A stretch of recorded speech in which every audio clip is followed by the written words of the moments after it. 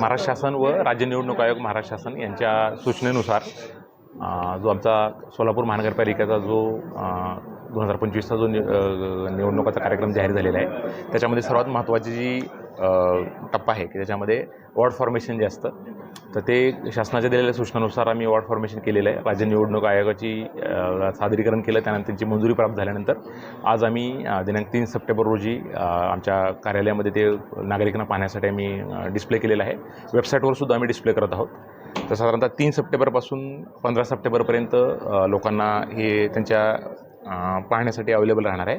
आणि याच कालावधीमध्ये 3 सप्टेंबर ते 15 सप्टेंबर या कालावधीमध्ये ते लेखी स्वरूपात आमचं जे कोटणीस कॉम्प्लेक्स जे आहे, मागच्या बाजूला जे निवडणूक कार्यालयाचं कार्यालय आहे, आमच्या एक जी आमची मेन बिल्डिंग आहे त्याच्या मागच्या बाजूला जे कार्यालय आहे कोटणीस कॉम्प्लेक्समध्ये निवडणूक कार्यालय, त्या ठिकाणी लेखी स्वरूपात ज्या कुठल्याही नागरिकांना सूचना असतील त्यांनी द्यावं, त्याची रिसिप्ट पण त्यांना दिली जाईल. त्यानंतर 16 सप्टेंबर ते 22 सप्टेंबर या कालावधीमध्ये जिल्हाधिकारी किंवा जिल्हाधिकारी प्राधिकृत केलेला अधिकारी त्याबाबत हरकतीबाबत सुनावणी घेईल. आणि त्यानंतर 23 सप्टेंबर ते 25 सप्टेंबरमध्ये आम्हाला ते नगरविकास विभागाला आणि नगरविभागास अल्टिमेटली राज्य निवडणूक आयोगाला हा पूर्ण जो वॉर्ड फॉर्मेशनचा जो अंतिम हे असेल आराखडा राज्य निवडणूक आयोगाला सादर केला जाईल. आपल्या माध्यमातून सर्व नागरिकांना, राजकीय पक्षांना आम्ही आवाहन करतो की आम्ही आमच्या वेबसाईटवर सुद्धा ही पूर्ण माहिती टाकलेली आहे. त्यात डिस्क्रिप्शन दिलेलं आहे, मॅप्स आणि डिस्क्रिप्शन आहे प्रत्येक वॉर्डचं.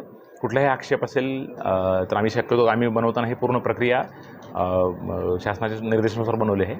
तरी त्या उपरही कोणाला जरी काही शंका असेल काय असेल तर ते लेखी स्वरूपात हरकत त्यात घेऊ शकतात. आणि त्यानंतर हरकतीसाठी मग पुढील प्रक्रिया आपल्याला म्हणणं मांडण्यासाठी सुनावणीची संधीसुद्धा आपल्याला दिली जाईल. धन्यवाद. प्रभागाची रचना सर कशी आहे किंवा साधारणतः लोकसंख्या किती असावी, किती जे प्रभाग आहे? याच्यामध्ये आपल्याकडं 2011ची जी लोकसंख्या आहे जवळजवळ 102 सदस्य असणार आहेत. त्यामुळे 26 प्रभाग होत आहेत. 24 प्रभाग हे 4 मेंबरचे आहेत आणि 2 प्रभाग आहेत हे 3 मेंबरचे आहेत. आणि एकूण लोकसंख्या आपली 9,51,000 आहे. आणि 3 प्रभागाचा जो सदस्य आहे 4 प्रभागांचा जो सदस्यांचा जो प्रभाग आहे त्याची ॲव्हरेज लोकसंख्या 37,000च्या आसपास येते. त्याच्या ±10% बिलो आणि अबाव असं अलाउड असतं. आणि 3 सदस्याची जी ॲव्हरेज लोकसंख्या येते ती साधारणतः 27,987 येते. तर ही पूर्ण जी आणि जे काही जो आपल्याकडे 1,38,000 शेड्यूल कास्ट म्हणजे अनुसूचित जातीची लोकसंख्या आहे आणि 17,000 अनुसूचित जमातीची लोकसंख्या आहे. तर याबाबत मी पुन्हा एकदा आपल्या नागरिकांना आवाहन करतो की आपण ह्या फिजिकली यावं किंवा आम्ही प्रेस नोटच्या माध्यमातून लिंक पण देतो आहे, त्यातनं मॅप्स आणि डिस्क्रिप्शन जागेचं वॉर्डचं जे असेल ते पाहावं